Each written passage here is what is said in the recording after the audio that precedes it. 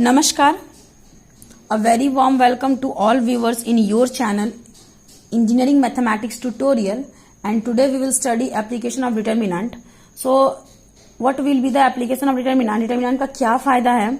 So via using determinant we can find area of any triangle. We can find area of any triangle. Suppose this is a triangle and triangle having three vertex x1 y1 x2 y2 and x3 y2, means these three are the vertices of this triangle. Then using these vertices we can easily find the area of the triangle. इन शीर्षों का use करके, इन शीर्षों का उपयोग करके हम आसानी से किसी भी ट्रायंगल का एरिया निकाल सकते हैं. ठीक है. और एरिया का फॉर्मूला क्या होता है?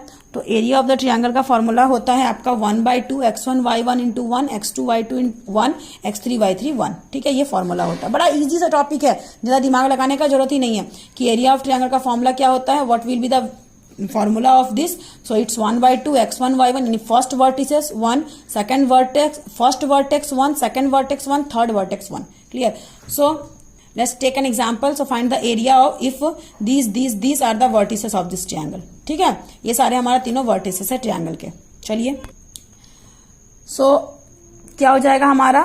First vertex x1 y1 1, second vertex x2 y2 1, third vertex x3 y3 1 and then solve. ये सॉल्व करना तो मैंने आपको प्रीवियस क्लासेस में सिखाया है. ठीक है, तो आप एक चीज नोटिस करो, यहाँ पे हमारा एरिया का वैल्यू क्या आ गया? -5 आ गया. और आप लोगों को अच्छे से पता है कि एरिया कभी भी नेगेटिव नहीं हो सकता है. तो एरिया नेगेटिव नहीं हो सकता है मतलब क्या? -5/2 आया. इसका वैल्यू हमारा क्या आया? इट्स -5/2. तो अगर नेगेटिव वैल्यू भी है तो हम लोग इसको क्या करते हैं? पॉजिटिव वैल्यू लेते हैं. So area is equal to 5/2 square units. और एरिया का यूनिट क्या होता है? Square units. ठीक है. अच्छा, मान लीजिए हमें बोल रहा है कि 3 पॉइंट्स कोलिनियर है. कोलिनियर मतलब क्या? एक ही लाइन में. सपोज ये पॉइंट मेरा x1 y1 है, सपोज ये पॉइंट मेरा x2 y2 है और ये पॉइंट मेरा x3 y3 है. अब मुझे प्रूफ करना है कोलिनियर पॉइंट्स. ठीक है, कोलिनियर पॉइंट्स. आप देखो ये तीनों पॉइंट्स हमारे एक ही लाइन में है. अगर ये तीनों पॉइंट्स एक ही लाइन में हैं और आपको ये प्रूफ करना है कि प्रूफ करो कि ये तीनों पॉइंट एक ही लाइन में है, तो एक लाइन में अगर तीनों पॉइंट होंगे तो इनका एरिया क्या होगा? तो इनका एरिया क्या हो जाएगा? 0 हो जाएगा, क्योंकि ये ट्रायंगल बना ही नहीं. अगर ये ट्रायंगल ही नहीं बना तो what will be the area of this collinear points? तो इट्स 0. ट्रायंगल बनेगा तब तो कोई एरिया कवर करेगा. ट्रायंगल नहीं बना तो इसका वैल्यू क्या हो जाएगा? 0.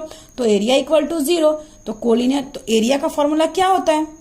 सो हम लोग जानते हैं, we better know that formula of area is what? 1/2 your x1 y1 1, x2 y2 1 and x3 y3 1. ये हमारा एरिया का फॉर्मूला होता है. And this equals to 0 means what? ये 2 उधर चला जाएगा मल्टीप्लाई होके. तो आपका x1 y1 1, x2 y2 1, x3 y3 1, इसका वैल्यू क्या हो जाएगा हमारा? 0. मतलब कि अगर आपको बोल रहा है कि 3 पॉइंट्स को आप कोलिनियर प्रूफ करो तो आप क्या करोगे? तो आप उसका डिटर्मिनेंट निकाल देना और उसका वैल्यू क्या आ जाएगा? 0 आ जाएगा. ठीक है, तो 3 पॉइंट को कोलिनियर प्रूफ करने के लिए आपको क्या करना पड़ेगा? एरिया निकालना, एरिया का value 0.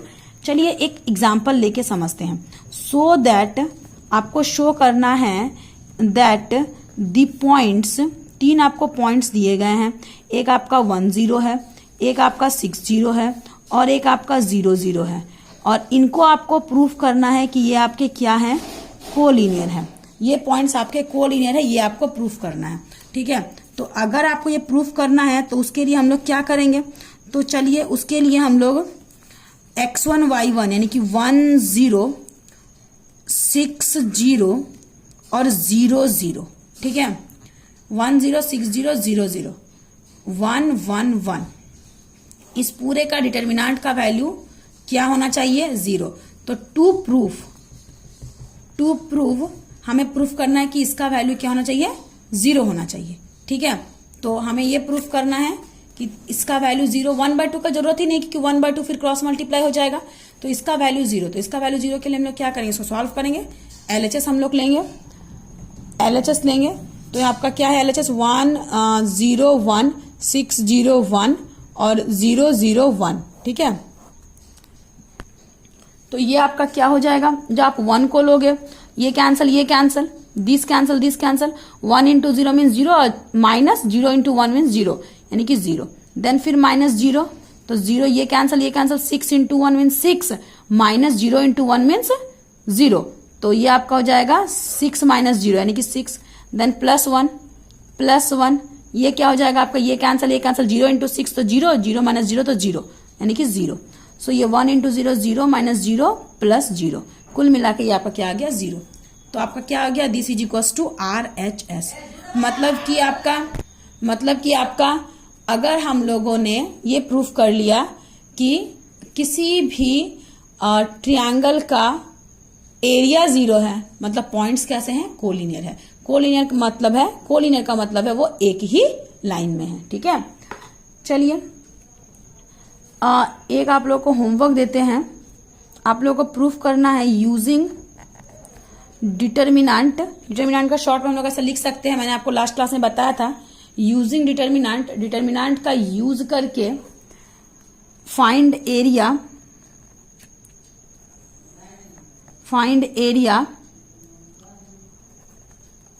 of the triangle whose vertices are 7, 10, 3, 6 and 0, 2। ठीक है, डिटर्मिनेंट का यूज करके आपको एरिया निकालना है इस ट्रायंगल का। चलिए, तो हमारा नेक्स्ट टॉपिक है अभी प्रॉपर्टीज ऑफ डिटर्मिनेंट। डिटर्मिनेंट का क्या प्रॉपर्टीज है, प्रॉपर्टीज ऑफ डिटर्मिनेंट्स। डिटर्मिनेंट का सबसे पहला प्रॉपर्टी क्या है पता है, कि अगर आपका एक डिटर्मिनेंट मान लीजिए कुछ भी, suppose A1, B1, C1, A2, B2, C2, A3, B3, C3 है। ठीक है, अगर एक डिटर्मिनेंट ये है, आप इसका ट्रांसपोज निकालोगे, मतलब कि रॉ को आप कॉलम में कन्वर्ट करोगे और कॉलम को रॉ में कन्वर्ट करोगे, मतलब A1, B1, C1, A2, B2, C2 और आपका A3, B3, C3। मान लीजिए इस पूरे का वैल्यू आपका कुछ भी अल्फा है, तो इस पूरे का वैल्यू भी आपका क्या होगा, अल्फा ही होगा। मतलब कि किसी भी डिटर्मिनेंट का ट्रांसपोज करने से उसका वैल्यू चेंज नहीं होता है। While interchanging the rows and columns the value of the determinant unchanged. ठीक है, value of the determinant change नहीं होता है if rows and columns are interchanged. तो ये हमारा फर्स्ट प्रॉपर्टी है, समझ में आ गया। तो जो आपका वैल्यू ए का होगा वही आपका वैल्यू ए डैश का भी होगा, मतलब रॉज एंड कॉलम्स इंटरचेंज करने पे डिटर्मिनेंट का वैल्यू चेंज नहीं होता है, फर्स्ट प्रॉपर्टी।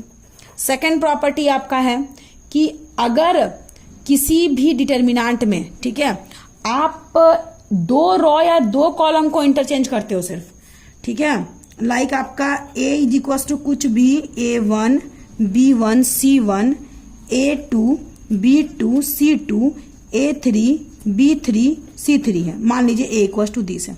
अब आपने क्या किया है, एक नया डिटर्मिनेंट लिया इसी में से, ठीक है, आपने सिर्फ 2 रॉ या 2 कॉलम को चेंज किया, आपने सबको चेंज नहीं किया। ठीक है, किसी भी 2 रॉ या 2 कॉलम को चेंज किया। मान लीजिए A1 के प्लेस पे इसके प्लेस पे इसको रखेंगे और इसके प्लेस पे इसको रखेंगे, मतलब कि A2 को बना देंगे, यहां मान लीजिए R1 को हम बना देंगे R2 और रॉ 2 को हम बना देंगे रॉ 1। ठीक है, ये काम करते हैं। तो एक क्या बनेगा इसका डिटर्मिनेंट, मान लीजिए A इक्वल टू दिस है और हम लोग R1 को इंटरचेंज कर रहे हैं R2 में और R2 को इंटरचेंज कर रहे हैं R1 में। तो ये हमारा एक नया डिटर्मिनेंट कैसा बन जाएगा, A2, B2, C2, A1, B1, C1 और ये आपका जो कहते हो ये रिमेन्स वही था, इसको तो मैंने कुछ नहीं लिखा था। तो जब भी 2 रॉ या 2 कॉलम चेंज होते हैं, ठीक है, तो इसका वैल्यू क्या हो जाएगा, मान लीजिए कि इस डिटर्मिनेंट का वैल्यू अल्फा है, मान लेते हैं इस डिटर्मिनेंट का वैल्यू क्या है, अल्फा है, तो इस डिटर्मिनेंट का वैल्यू हो जाएगा माइनस अल्फा। ठीक है, मतलब कि अगर आप सारे रॉ या सारे कॉलम को चेंज करते हो तो डिटर्मिनेंट का वैल्यू चेंज नहीं होता है, लेकिन आप सिर्फ एक रॉ या एक कॉलम को इंटरचेंज करते हो तो डिटर्मिनेंट का वैल्यू क्या होता है, चेंज हो जाता है। ठीक है, डिटर्मिनेंट का वैल्यू क्या होता है, चेंज हो जाता है। एक किसी भी 2 रॉ या 2 कॉलम को चेंज करोगे, एक तो चेंज नहीं ना होगा, एक चेंज कैसे होगा, एक को आप सिर्फ चेंज कैसे करोगे, 2 रॉ या 2 कॉलम को चेंज करना पड़ेगा। तो आप अगर 2 रॉ या 2 कॉलम को चेंज करते हो तो उस केस में डिटर्मिनेंट का वैल्यू जो है साइन बस बदल जाता है, वैल्यू वही रहता है, क्योंकि आपने एलिमेंट्स को चेंज नहीं किया है, ठीक है, आपने एलिमेंट्स को चेंज नहीं किया, you haven't change the elements of this determinant, you only change the position of this elements, ठीक है, आपने बस उसके एलिमेंट्स के पोजीशन को चेंज किया, सो साइन इंटरचेंज हो जाएगा, साइन चेंज हो जाएगा, ठीक है। चलिए आपका थर्ड प्रॉपर्टी है, दो रो या दो कॉलम अगर आइडेंटिकल है, इफ टू रोज और टू कॉलम्स आर आइडेंटिकल है, देन अगर दो रो या दो कॉलम आइडेंटिकल है, then value of the determinant is 0। तो डिटर्मिनेंट का वैल्यू क्या हो जाएगा? 0। मतलब कि कहने का मतलब ये है, सपोज आपका a equals to a1 b1 c1 again a1 b1 c1 और ये कुछ भी मान लीजिए x y z है। तो यहाँ हम लोग देख रहे हैं हमारा R1 और R3 हमारा सेम है, ठीक है। तो कोई भी दो रो या कोई भी दो कॉलम अगर सेम है, आइडेंटिकल है, तो उस डिटर्मिनेंट का वैल्यू क्या होता है? हमेशा 0 होता है, ठीक है। चलिए प्रॉपर्टी 4, ये तो हो गया सेम का। और अगर आइडेंटिकल हो तो एक जैसे हो तो, अच्छा आइडेंटिकल और सेम में क्या अंतर है? चलिए इसमें मैंने आइडेंटिकल लिखा है तो इसको हम लोग आइडेंटिकल बनाते हैं। मान लीजिए कुछ भी n, मतलब कि अगर हम R1 को n से मल्टीप्लाई करें तो ये हमारा क्या हो जाएगा? NA1, NB1, NC1, और ये आपका ऑलरेडी NA1, NB1, NC1 है, ठीक है। मतलब कि अगर इस तरीके का कंसेप्ट है तो इसका वैल्यू क्या हो जाएगा? हमारा 0 हो जाएगा। इस पे बेस्ड हम एक एग्जांपल भी ले सकते हैं। सपोज आपका 1 2 3 है, अगेन आपका 3 6 और 9 है, और आपका कुछ भी ये ले लो 1 1 1 ले लो, ठीक है। तो इसका वैल्यू क्या हो जाएगा? आप अगर मल्टीप्लाई करते हो इस R1 को 3 से, ठीक है ना, R1 को आप क्या करते हो? 3 से मल्टीप्लाई करते हो, तो 3 1 जा 3, 3 2 जा 6 और 3 3 जा 9, तो आपका बिल्कुल R2 का जैसा आ गया। आपने R1 को मल्टीप्लाई किया 3 से तो 3 6 9 आ गया, और ऑलरेडी आपके पास R2 में 3 6 9 है, दोनों सेम है, ठीक है। तो अगर दो रो या दो कॉलम आइडेंटिकल है तो उसका वैल्यू क्या होता है? हमेशा उस डिटर्मिनेंट का वैल्यू आपका 0 होता है, क्लियर। और सेम रहेगा तो भी 0 होगा, और आइडेंटिकल होगा, एक जैसा रहेगा तो भी 0 होगा। मतलब आपने अलग अलग तो मल्टीप्लाई नहीं करना पड़ा, आप 3 से मल्टीप्लाई कर रहे हो इसको पूरे को। डिटर्मिनेंट में क्या होता है? एक रो पूरा मल्टीप्लाई होता है या एक कॉलम पूरा मल्टीप्लाई होता है, ठीक है। तो आपने 3 से मल्टीप्लाई किया तो कोई भी एक रो पूरा मल्टीप्लाई होगा या एक कॉलम मल्टीप्लाई होगा। आपका मैट्रिक्स में क्या होता था? तो आपका मैट्रिक्स में आपका होता था, जैसे आप इस चीज को बड़ा ध्यान से समझो, जैसे मान लीजिए 3 है और ये एक मैट्रिक्स है 1 2 3 4, तो मैट्रिक्स में पता है क्या होगा? सारे एलिमेंट 3 से मल्टीप्लाई, 3 1 जा 3, 3 2 जा 6, 3 3 जा 9, 3 3 जा 12।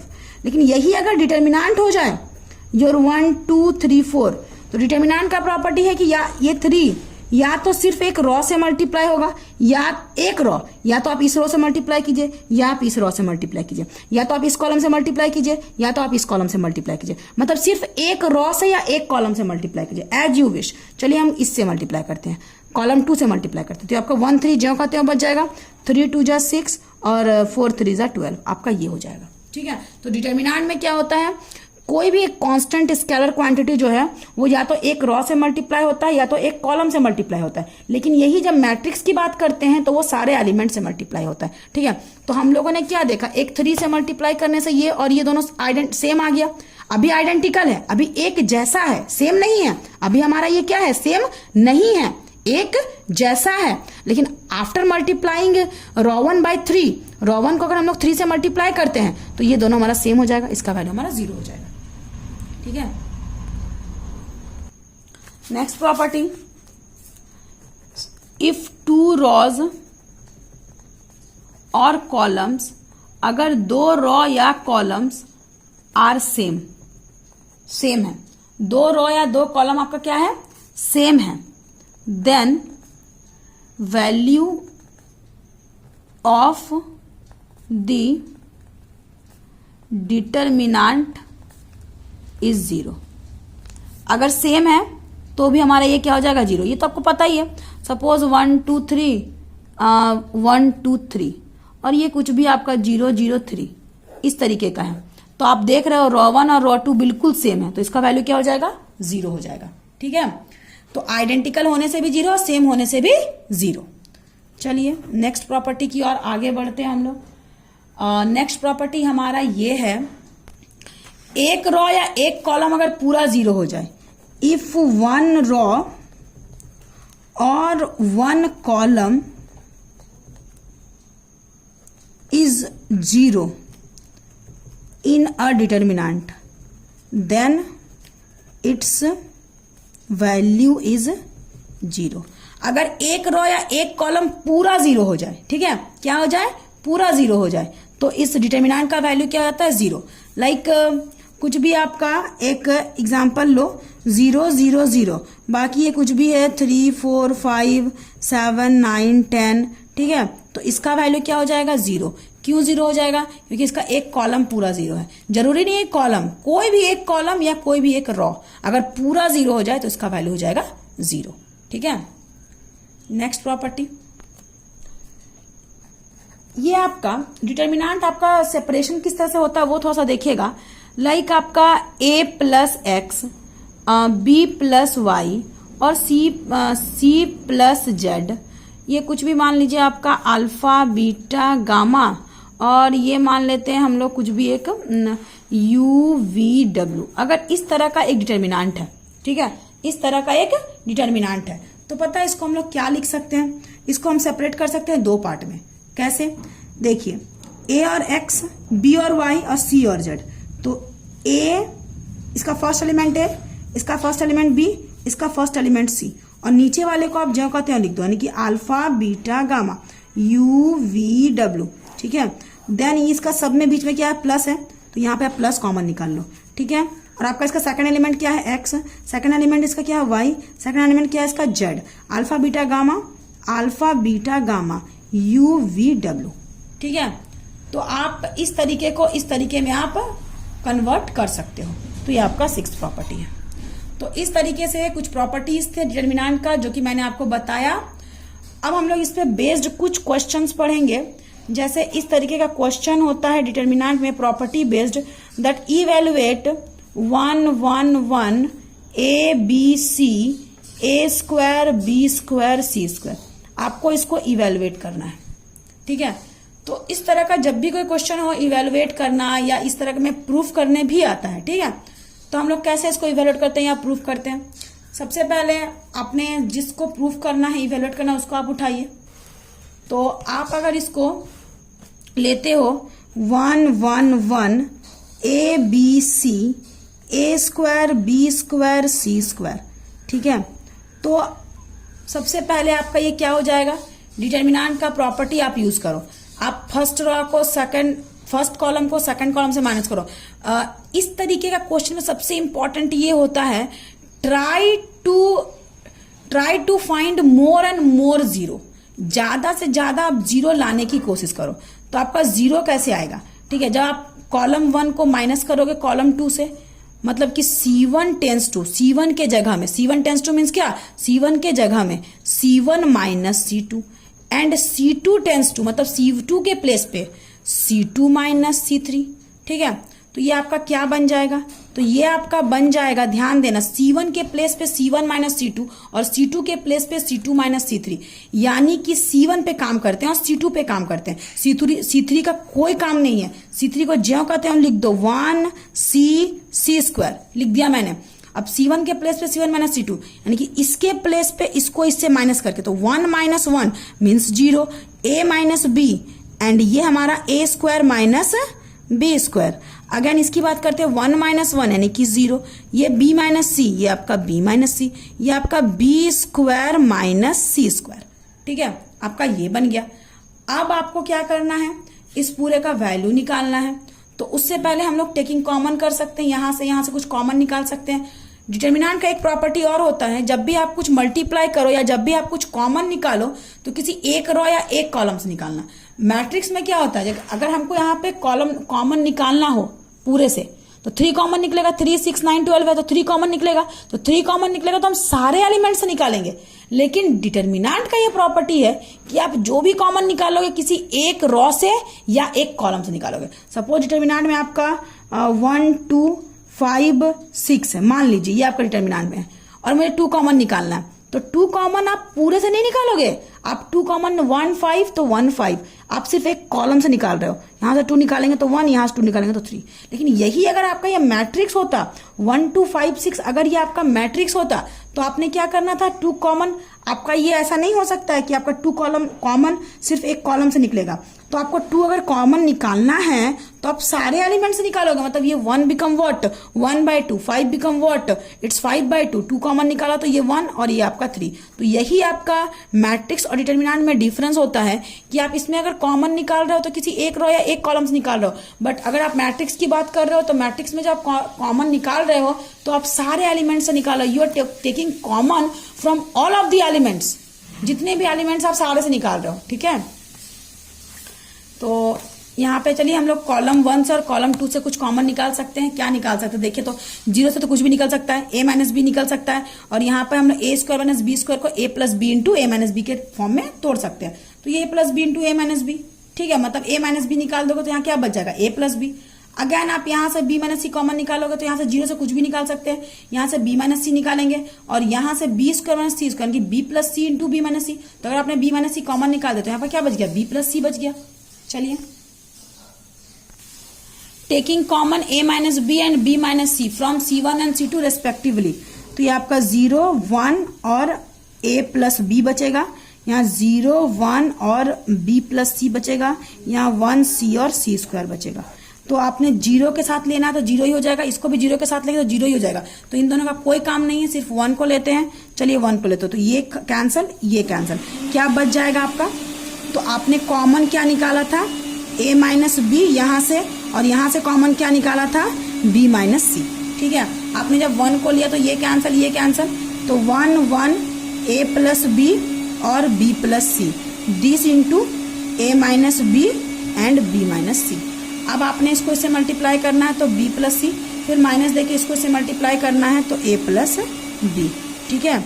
और उसके बाद a minus B into B minus C, then ये आपका b plus C minus a minus B, a minus B and b minus सी।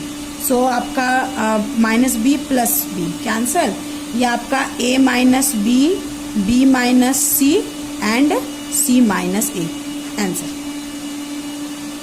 तो इस तरीके से आप डिटर्मिनेंट्स के more and more question solve कीजिए। हम लोग अपने नेक्स्ट क्लास में स्टार्ट करेंगे trigonometry, a very important topic trigonometry. Trigonometry बहुत इंपॉर्टेंट है, आपको first semester, second semester, third semester, हर एक सेमेस्टर में इसका यूज करना है। Thank you.